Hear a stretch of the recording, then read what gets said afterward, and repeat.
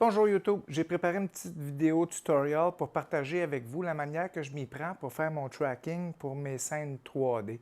On va utiliser 3D Equalizer, Nuke, puis Maya. Donc on va voir le processus de A à Z. C'est mes premiers vidéos tutoriels, donc s'il vous plaît, soyez indulgents. Si vous voyez des choses que je peux améliorer, c'est déjà pas facile d'être derrière la caméra. Donc, sans plus, on va aller devant la caméra. Ciao, ciao! Ok, bonjour tout le monde. Aujourd'hui, on va regarder comment je m'y prends pour traquer mes scènes. Donc, ici, j'ai une séquence que j'ai filmée dans un stationnement d'un parc industriel. Donc, la séquence dure 29 secondes. Je vais utiliser juste une portion de cette image. Donc, c'est important de savoir c'est quoi le nombre de frames secondes qu'on filme. Donc, moi, cette séquence-là a été tournée 24 frames à la seconde. Donc, maintenant, dans Nuke, j'ai ma séquence ici que j'ai importée. 29 secondes, ça représente plus ou moins 700 frames. Si j'appuie sur la touche S, je regarde, je vérifie, c'est super important que je sois à 24 frames secondes. Donc, je sais déjà que je vais utiliser la portion de cette séquence entre 225 et 525 frames. Donc, je vais aller à 225 frames. Je vais mettre un marqueur. Je vais aller à 525 frames.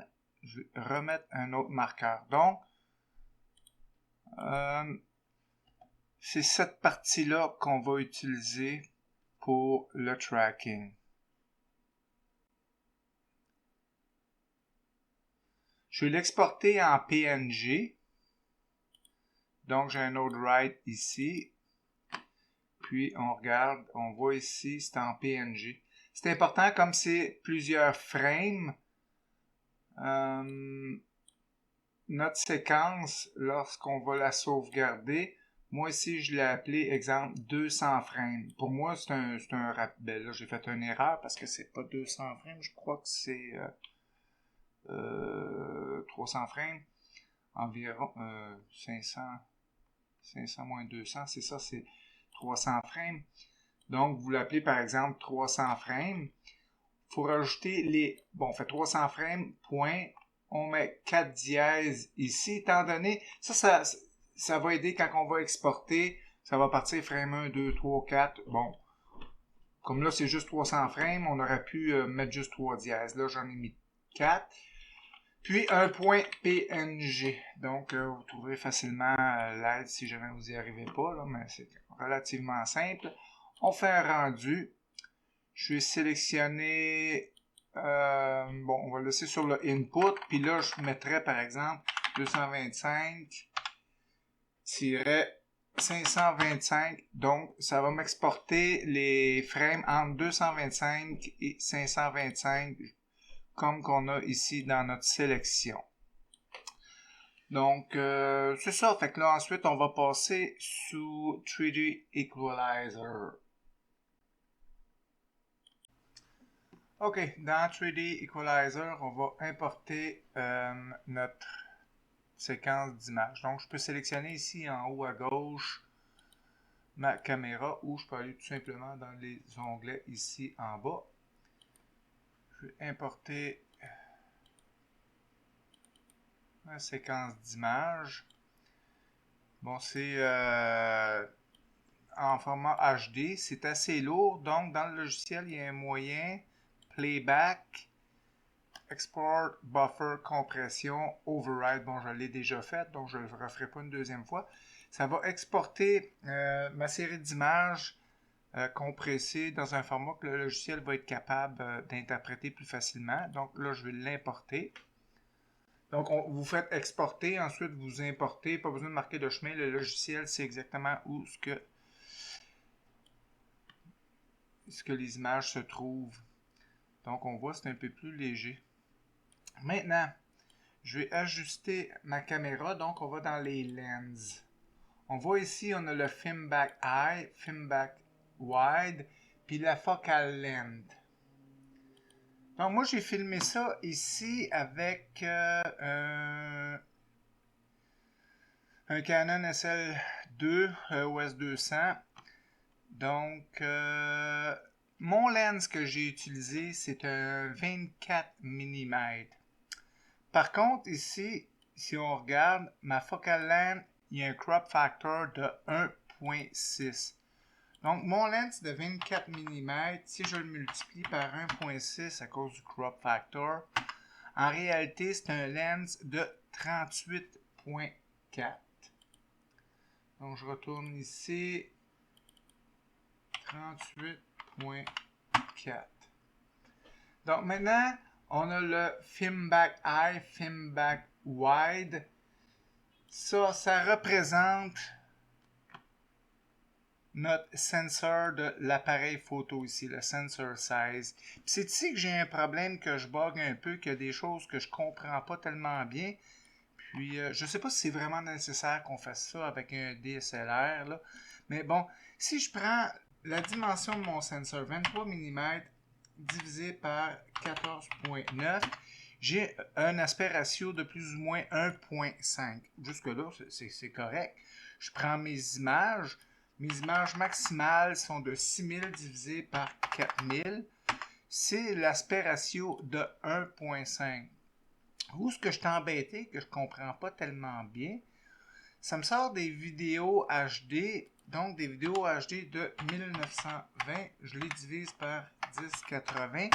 Là, j'ai un aspect ratio de 1.7. Donc, de deux choses l'une, soit que quand je fais des vidéos, mon sensor n'est pas utilisé à son maximum, ce qui m'étonnerait, ou c'est filmé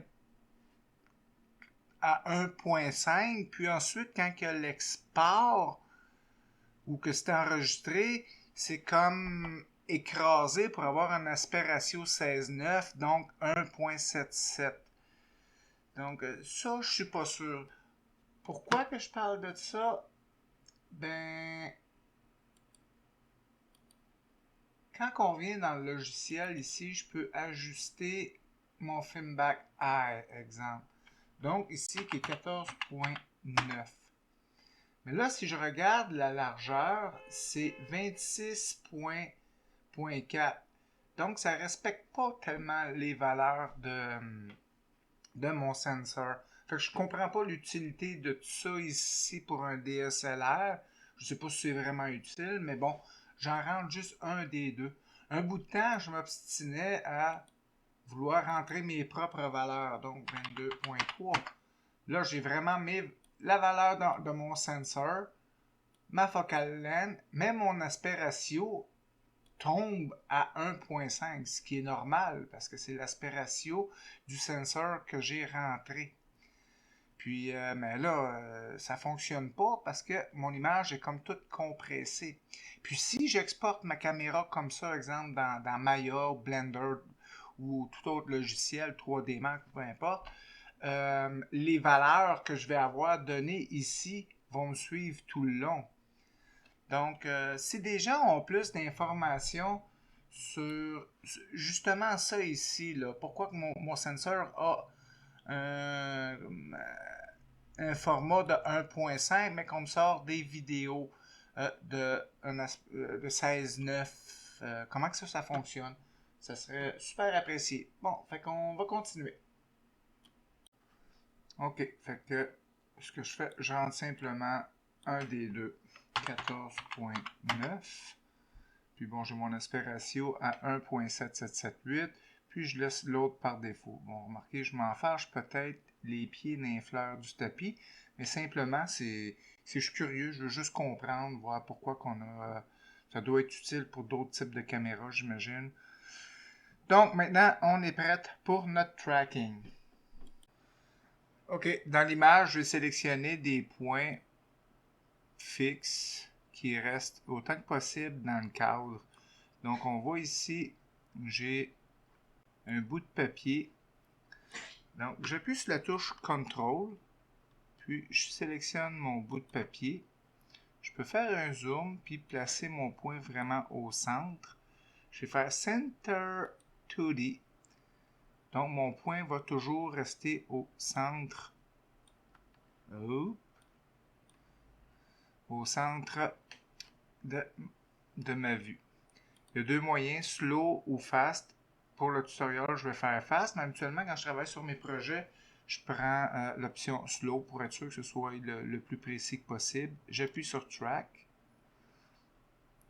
Puis on voit le tracker suit très bien l'objet que j'ai sélectionné. On peut vérifier ensuite dans la timeline pour être sûr que notre objet. Si à un moment donné, on verrait que, exemple, ici 154 pour X raison, ça ne fonctionne pas, je pourrais le déplacer pour le replacer au bon endroit. Ou si juste on n'est pas satisfait. Donc on va en sélectionner un deuxième. Ah tiens, j'ai un autre bout de papier ici. Je vais désactiver ça ici. Je vérifie. OK, mon papier reste bien tout le long dans le cadre. Je clique pour placer mon point. Je le replace comme faut. Center 2D pour être sûr que mon point reste bien au centre de l'écran. Track.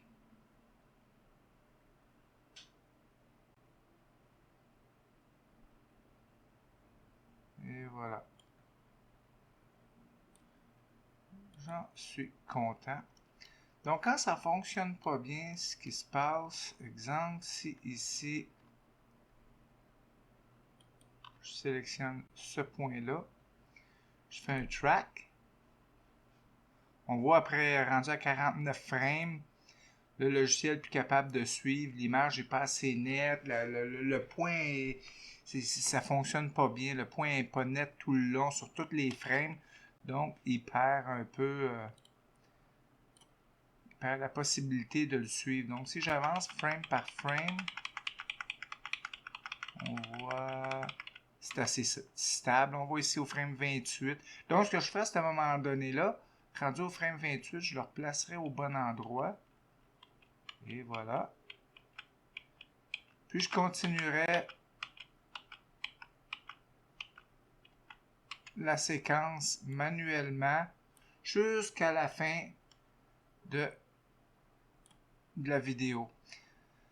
Des fois, on n'a pas le choix parce qu'on n'a pas beaucoup de points de repère. L'image est floue pour toutes sortes de raisons. Donc, on doit... Ou il y a un point précis tout simplement qu'on veut traquer. Donc, on est obligé de le faire manuellement. Delete, je vais le supprimer. Mais ici, j'ai quand même beaucoup de choix. Donc, je le supprime tout simplement. J'en crée un autre ici.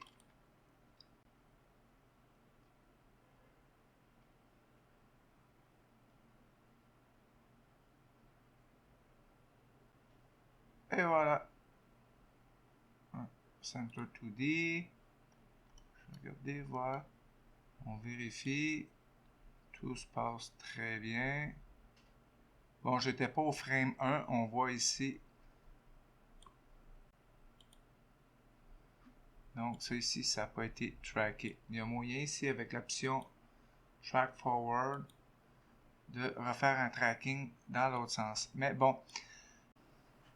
OK, on va regarder, voir comment on peut régler le problème. Donc, j'ai pas traqué le début de ma séquence. Je me place sur mon dernier frame. Je me place en backward. Je clique sur Endpoint. Puis je fais Track. Donc, là, il a traqué ma séquence en entier. Donc, on va le refaire une autre fois. Ici, exemple 147. Je crée un nouveau point. Il va traquer forward, par en avant. Oups, je m'aperçois qu'il m'en manque un bout. Je reviens ici. Back forward only. Endpoint. Track. Donc, maintenant, j'ai ma séquence entière qui est bien traquée. Et voilà, c'est tout simple. Fait que je vais placer quelques points, puis je vous reviens. OK, mes trackers sont placés un peu partout. Donc, c'est important avant d'aller à l'étape suivante de s'assurer que chacun des points, chacun des trackers qu'on ait placés soit vraiment le plus stable que possible. Si vous avez le moindrement un doute, vous voyez que ça glisse, que ça se promène à gauche puis à droite, c'est inutile d'aller plus loin parce que ça va fausser la solution. Donc, vous n'aurez jamais un tracking qui va bien aller. Donc, quand vous allez vous retrouver dans votre logiciel 3D favori, vous allez placer vos objets, puis ça va glisser, là. Donc, c'est ça. C'est vraiment, vraiment important. Moi, j'ai mis, on voit ici, j'en ai mis environ une quarantaine. Là. Je dois en avoir supprimé quelques-uns. Là, on voit le 38 qui n'est pas là. Donc, j'en ai une quarantaine. C'est mieux d'en avoir 20 presque parfaits que dans notre quarantaine qu'on ait au-dessus de la moitié qui soit plus ou moins bon. Donc, je vais me placer à mon frame 1. On va aller ici dans calcul all from scratch. Je clique là-dessus. Puis, on voit ici la ligne rouge qu'on voit. On voit les points qui sont placés dans l'espace. Puis ici, on voit la ligne rouge, c'est mon mouvement de caméra. Donc, on voit que c'est fluide, ça représente vraiment le mouvement de la caméra. C'est clair. Si vous avez des trucs comme ça, puis vous voyez quelques points qui partent à gauche puis à droite, dans tous les sens, c'est que vos trackers sont pas bons. Donc, à ce moment-là, discard the result. Puis, vous regardez, vous vérifiez vraiment que vos trackers soient bien placés, quitte à en supprimer puis à recommencer jusqu'au moment où quand vous voulez faire le tracking, la solution des trackers, que ça soit fluide. Donc, moi, dans mon cas, je suis satisfait. Je vais faire Use Result.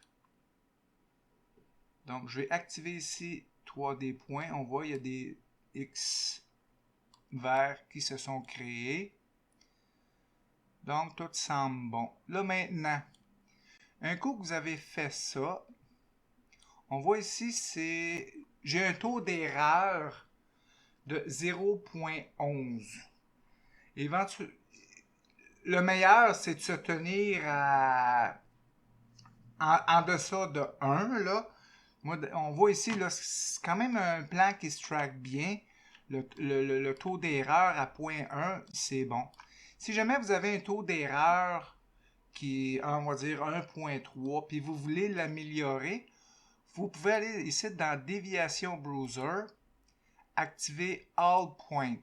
Donc, ce que ça fait, c'est qu'on voit la courbe de chacun des trackers.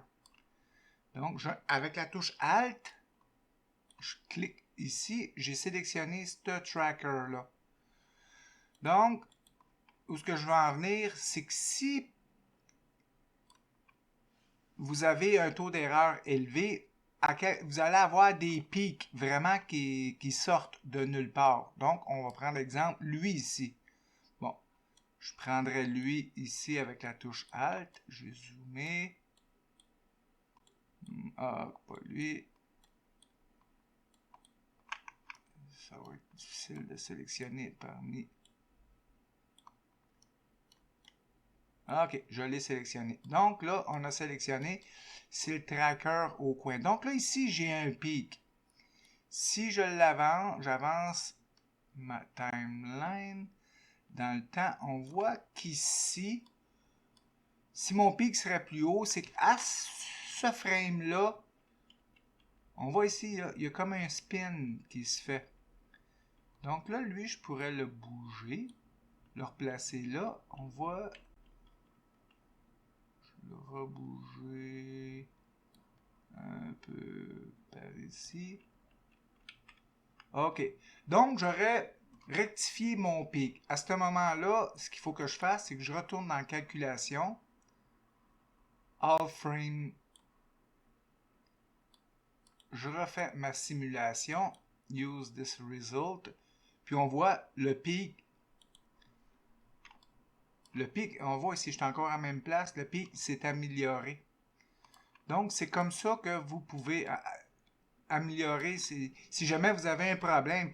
Si vous avez un tracker qui est bon partout, mais il y a juste un endroit qui a un pic, c'est comme ça que vous pouvez corriger le pic. Donc, si je sélectionne lui ici, j'avance ma timeline dans le temps. On va voir, exemple, le pic qui est ici.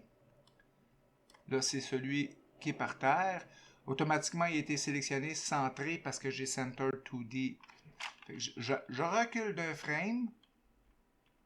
C'est ici qu'il y a comme un mouvement. Mais là, dans la situation qu'on est là, c'est vraiment minime, là, donc je ne le bougerai pas. Mais si le pic serait vraiment en haut, ici, c'est parce qu'il y aurait un mouvement, un déplacement plutôt, qui serait énorme. Donc, je pourrais le corriger à ce frame-là.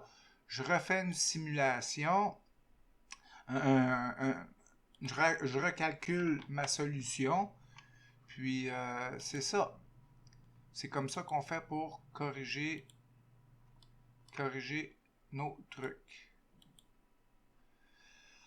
OK, maintenant, si je veux améliorer un truc que j'ai pris sur Internet, je sais que ça l'améliore. Je ne sais pas exactement comment que ça fonctionne, mais on va regarder ça ensemble.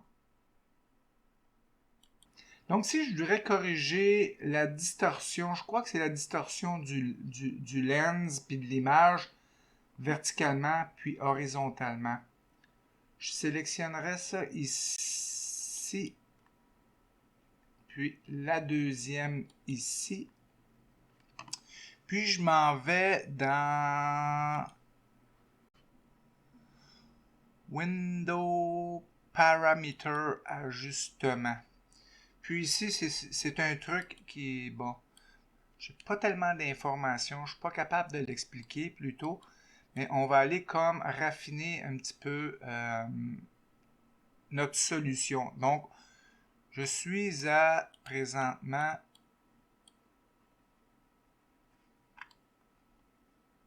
à 0.1187. Donc, on va regarder, voir la différence que ça peut faire. Bon, la solution est quand même assez bonne. Il n'y aura pas une grosse amélioration, mais il risque d'en avoir une. Donc, lens, défaut lens. Ça corrige, bon, le lens.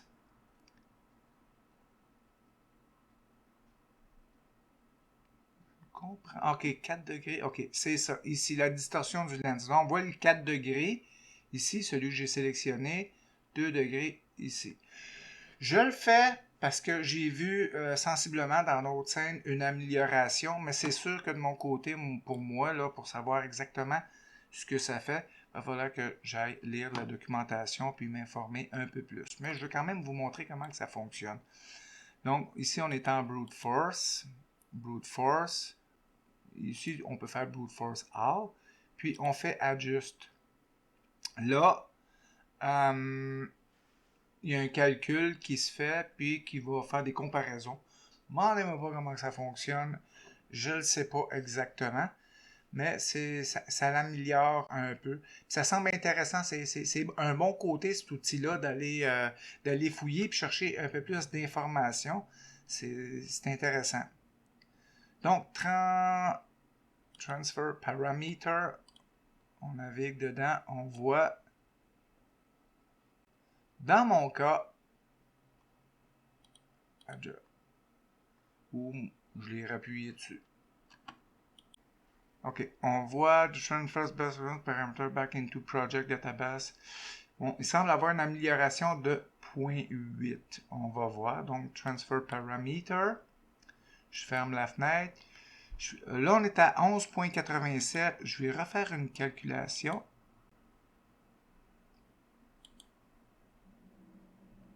« 11.87. « 11.87. » On est à 0.8. 0.8. 0.8. Donc, je suis parti de 0.1187 à 0.08. Donc, c'est quand même une bonne amélioration. Alors,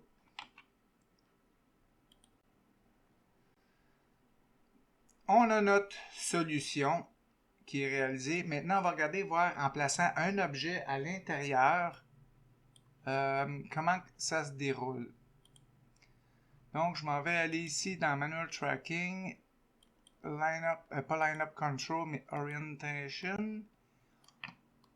On va ici, on voit tous mes points, puis on voit ma caméra, puis on voit l'image. Donc, je vais créer un cube. Geo, Create, non, pas ça ici, Model, Create a Cube. Fait que j'ai mon cube ici. Tiens, je vais retourner ici, puis je voudrais avoir mon cube placé, par exemple, proche du coin. Non, ici. Avec la touche Alt, je sélectionne mon point. Je retourne ici. On voit mon point, c'est lui ici en jaune que j'ai sélectionné. Shift Alt, je sélectionne mon cube. J'ai les deux sélectionnés. Je m'en vais aller dans modèle Snap to Point. Et voilà, mon cube s'est snappé au point.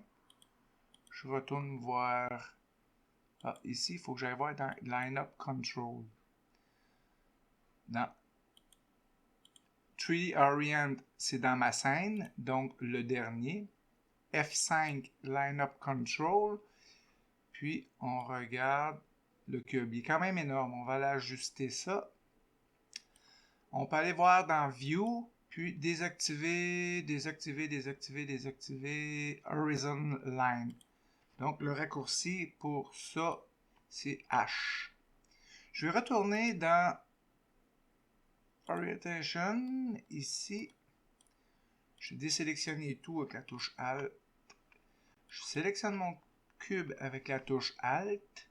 Scale. Je prends un des coins. Je le désélectionne avec la touche Alt. Puis je vais regarder dans le Lineup Control.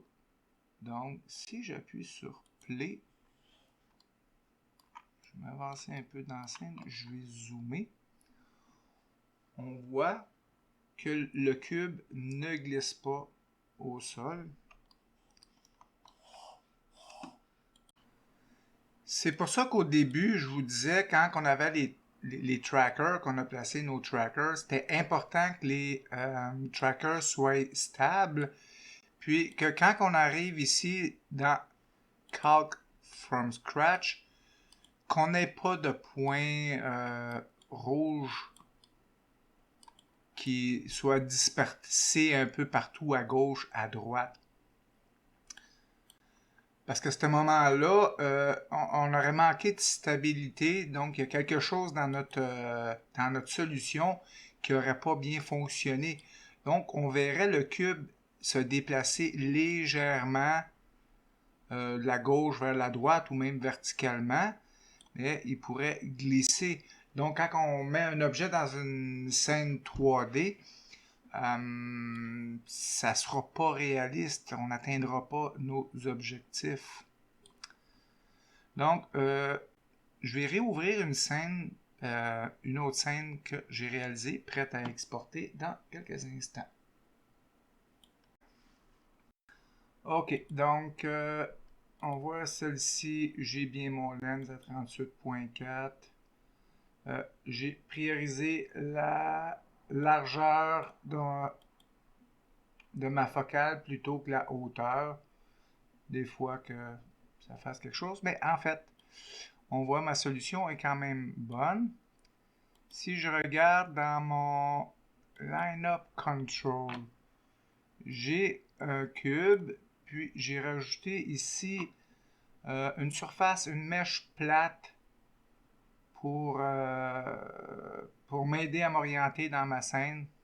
Des trucs que je vois dans le New qui sont vraiment bonnes, mais que j'arrive pas encore à maîtriser très bien dans 3D Equalizer, mais bon, je vais vous montrer un peu comment on fait ça. Donc, on retourne au même endroit où on était. Ici, on voit ici mon polygone.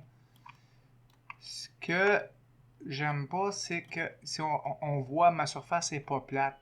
Donc, mes points ne sont pas placés plat, comme on dirait, sur le sol. Donc, ce que je fais avec la touche Alt, Shift, je sélectionne un groupe de points. Donc là, j'ai 4 points. Non. Alt, Shift. Puis je m'en vais dans Geo, Create, ou c'est dans Modèle, Create, Mesh from Point, Legacy. Puis bon, je le laisse par défaut. Puis j'obtiens un polygone. Donc si je retourne voir Line Up Control, on voit, j'ai ma surface ici. Oh, je vais la laisser comme ça, on va voir dans Maya. Un autre truc qui est important à faire aussi, ça prend une origine. Donc, moi, mettons, j'ai sélectionné un point. L'origine, c'est où est-ce qu'on va être à l'origine dans Maya. Par exemple, si moi je veux que ce point-là soit à l'origine, je le sélectionne. Là, je ne sais pas où ce qui est là. Voyons donc, il a disparu. Line Up Control. Mettons, je sélectionne mon point.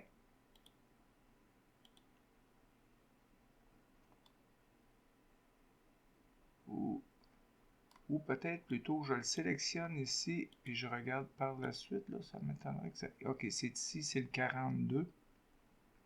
Ça serait mon origine. Ah, mais lui, il devrait être facile à trouver. Il est à côté du cube. Donc, mon cube est ici.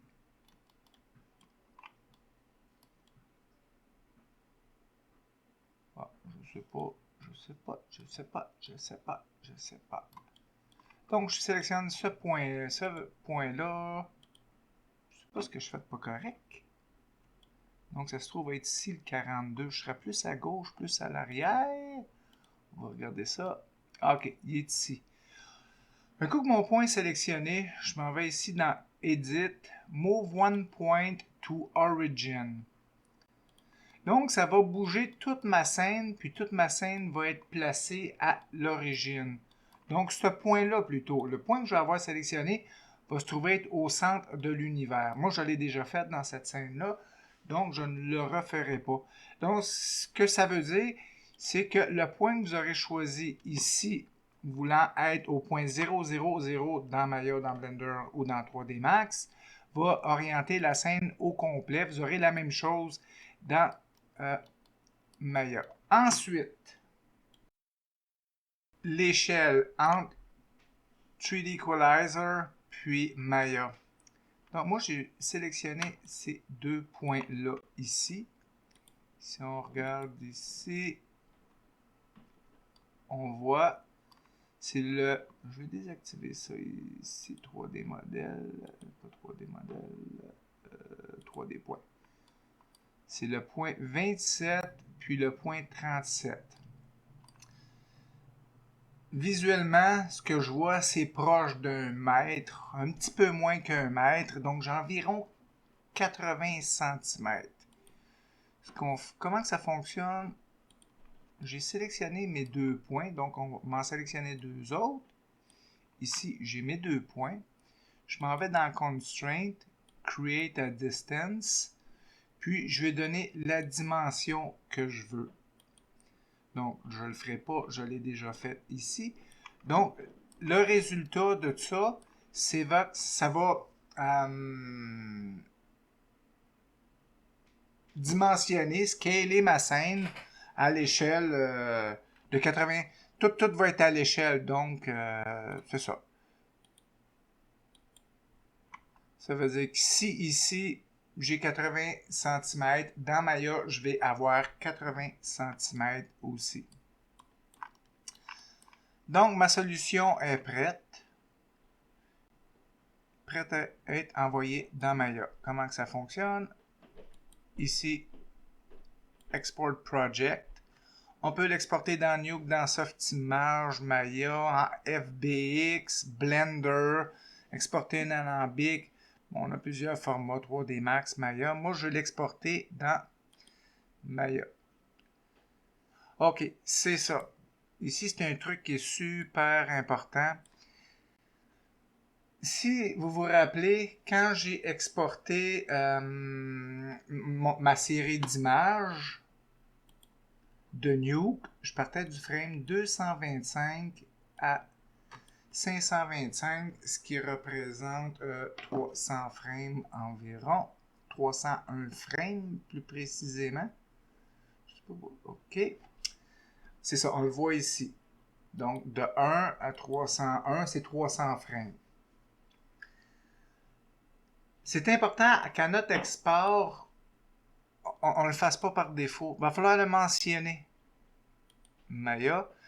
Si vous avez, c'est sûr, exporté une série d'images de Nuke ou de n'importe quel logiciel qui part de 1 à 200 ou 300, il n'y a pas de problème. Vous n'avez même pas besoin de regarder ça parce que vous avez importé quelque chose qui déjà est de 1 à 300. Mais moi, je suis de 225 à 525. Donc, ce que je vais faire, je vais choisir où ce que je l'exporte. Je vais lui donner un nom. Parc Indu. Parc Indu, ça va être un fichier mail qui va être dans mes dossiers. Je vais l'envoyer dans pas module, projet 3D, Maya Robot Asset, Parc Indu. OK. Fait que j'ai choisi l'endroit, mon mail, toutes mes caméras, No 3D at all. Donc ça c'est toutes les cubes, tout ce que j'ai fait, de ne pas les exporter. Moi je vais les exporter, tous les modèles, pour être capable de voir dans Maya si tout est correct. Si j'aurais eu des UV, des trucs comme ça. Les unités de mesure, c'est en centimètres. Je fonctionne en centimètres. Puis c'est ici, je vais mentionner au logiciel, on part du frame 225. J'exporte le tout. Projet Successful Exported. Puis on va regarder ça dans Maya maintenant.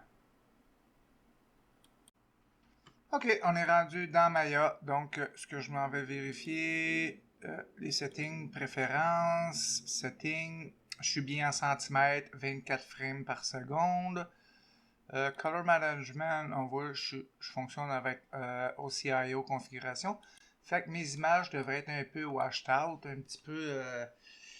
la couleur ne sera pas bonne. En fait, j'ai pas besoin que ça soit bon. C'est vraiment l'orientation de ma scène. Je vais faire un import parc industriel. Donc, ma scène est ici. On voit, j'ai ma caméra animée. Puis, les objets qui sont là. Si je fais F, on voit le polygone. F, on voit le polygone du fond. Et mon cube. Je vais sélectionner tous ces objets-là. Je vais leur appliquer un matériel par défaut, le Lambert. Ici, normal. Bon, c'est pas nécessaire, mais bon. Tiens, lui, c'est aussi. Je vais aller dans ma vue ici de caméra. Et voilà. Mes trucs, c'est là. Comme on voit, l'image est un peu plus claire, là. Mais je ne me sers pas de cette image. Habituellement, on fait de la composite. Je verrai tout ça en composite. Mais c'est assez clair pour être capable de voir que ça fonctionne bien. Donc, c'est là qu'était important ce que je vous disais tout à l'heure. Je pars du frame 225 au frame 525. Si je ne m'en serais pas occupé, j'aurais eu ma scène du frame 1 au frame 301. Puis ça n'aurait pas fonctionné avec ma série d'images parce que dans ma caméra, mes frames auraient pas coordonné avec ma timeline. Mais vous, si vous exportez une série d'images de 1 à 300 ou de 1, peu importe à quelle image, vous n'avez pas à vous soucier de ça. Moi, c'est parce que j'ai exporté une séquence en plein centre J'avais 700 frames, puis j'ai exporté de 225 frames à 525. Puis c'est là qu'on voit ici toute l'importance. Bon, on a nos setups. On voit ici ma focal length a suivi à 38.4. On voit ici ma caméra aperture, donc c'est la dimension de mon sensor. Puis ce qu'on voyait un peu plus tôt ici dans le lens, film back wide. Donc on a ça ici. Donc tout est constant de ma caméra jusque dans 3D Equalizer, puis Maya. Puis, c'est ça. Un autre truc que je vais regarder, voir. Où est-ce que j'avais vu ça?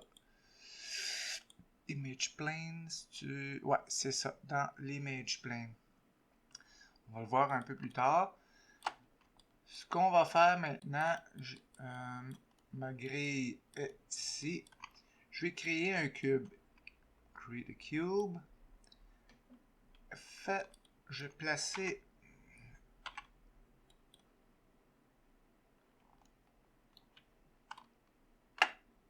ici comme ça. Et ça, je vais le placer sur la grille.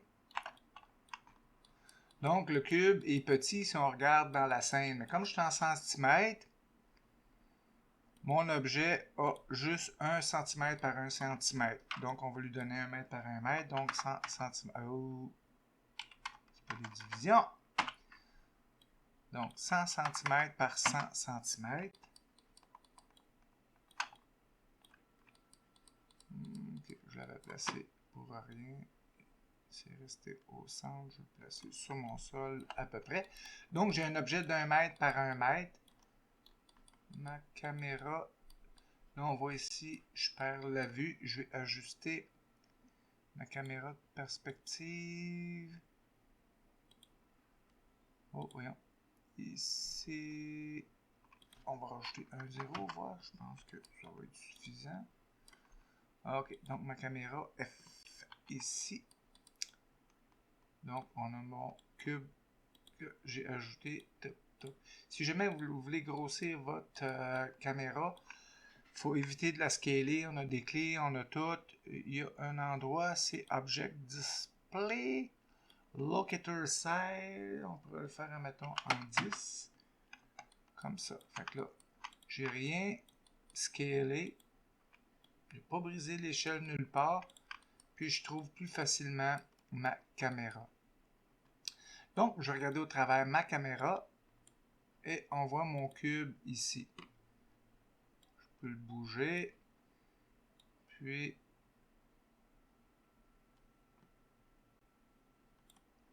là, c'est pas tellement joli. Mais je crois que c'est un problème de driver. Des fois, quand je fonctionne en petite échelle comme ça, les objets, au rendu, ça apparaît pas.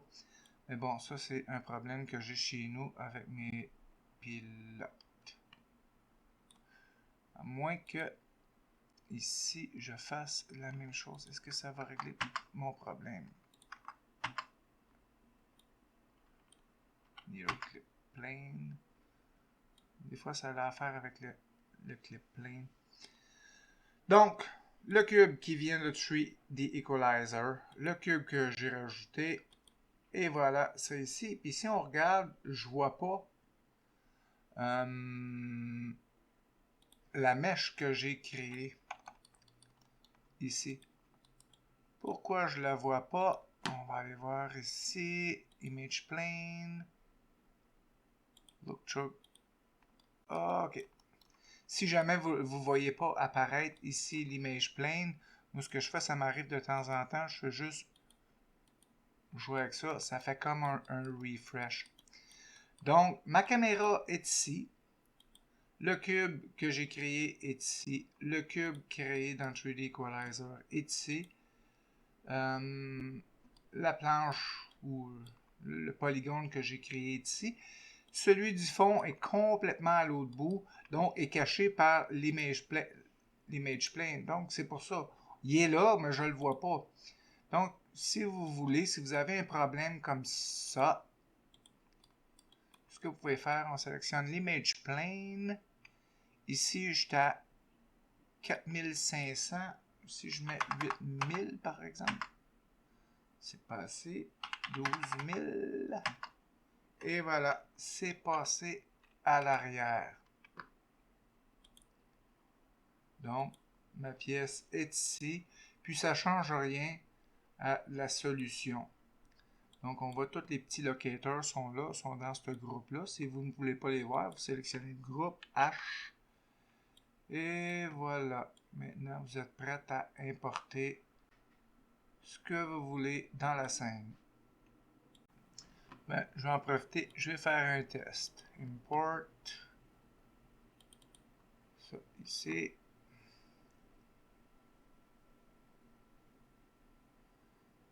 C'est très petit. Un scale. Et voilà. Donc, si vous regardez, j'ai importé, je suis tombé au frame 1. Ça a changé ma timeline. Donc, c'est ça qui se produit si on ne fait pas attention lors de nos exports. Donc, je n'aurai pas mon animation comme il faut. Donc, je vais la replacer à 225. Donc, je suis vraiment à la 225, 525. Puis, ça bouge. Et voilà.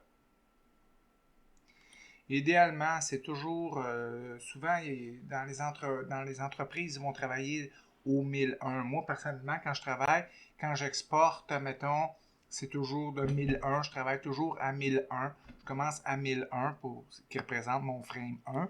Pourquoi? Ben, si un jour je veux rajouter quelque chose avant, ben, je vais pouvoir faire une scène de 500 à 1000, puis je vais pouvoir placer avant cette scène-là. Puis là, on voit, bon, là, ça suit quand même bien.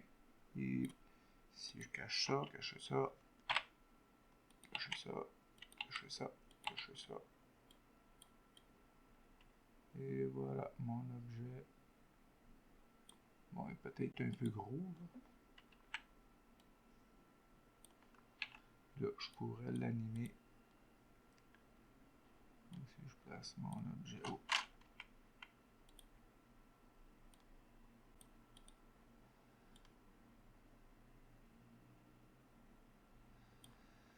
Et voilà, c'est comme ça que je m'y prends pour faire du tracking. J'espère que ça a été utile. Je suis pas le meilleur pour faire des tutorials. C'est un de mes meilleurs tutorials.